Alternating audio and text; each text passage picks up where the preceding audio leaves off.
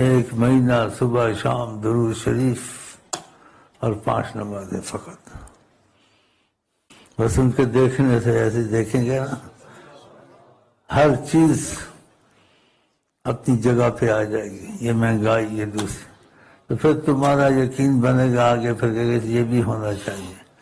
یہ سب کچھ کہتے ہیں لیکن درود کی تسبیح پڑھو، استغفار کی تسبیح پڑھو. نہ یہ اخبار میں، نہ کالم میں، نہ ٹی وی میں یہ نہیں کہتے ہیں. اور رو رہے ہیں مہنگائیوں کو، سستائیوں کو. جو دن آتا ہے دوسرے دن سے برا آتا ہے. اچھا تو نہیں آ رہا ہے.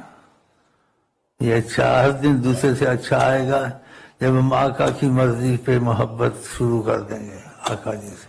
تو دیکھو بدلتے ہیں حالات یا نہیں.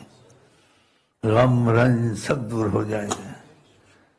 جدھر بھی محمد نے رحمت سے دیکھا، غم دو جہاں خاک میں مل گیا. کتنی پریشان ہے دنیا، نہیں آتے اس طرف. یہ ہم دیکھو پڑھتے ہیں رات دن، ہم کو پتہ نہیں مہنگائی ہے، سستائی ہے، کیا ہو رہا نہیں ہو رہا. کھاتے ہیں پیتے ہیں سکون سے. یہی پاکستان ہے، اس میں سب کچھ ہم کو مل رہا ہے. تو اللہ کے خزانے میں کمی ہے یا اللہ کی قدرت کمزور ہو گئی ہے حالات بدلنے میں؟ نہیں، آقا سے اللہ سے رابطے کا نہیں سوچتے ہیں. وہ وسائل چھوڑ دیے، دوسرے وسائل پکڑتے ہیں، اور وہ وسائل بھی ان کے کامیاب نہیں ہوتے ہیں.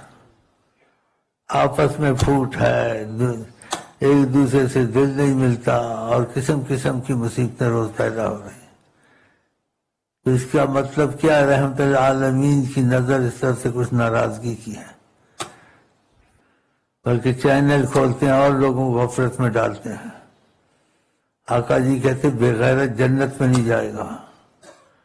عورت کو آقا جی نے مسجد میں اجازت دی نماز کی، کا پھر بھی اچھا ہے گھر میں پڑھے کہ آمنا سامنا نہ ہو. الحیاء من الایمان. ان چیزوں کو ایسے سمجھو. اگر یہ چیزیں پیدا ہو گئی تمہاری بڑی مشقتیں مصیبتیں دور ہو جائیں گی. ہاں، دعا کے بغیر ہی دور ہو جائیں گی.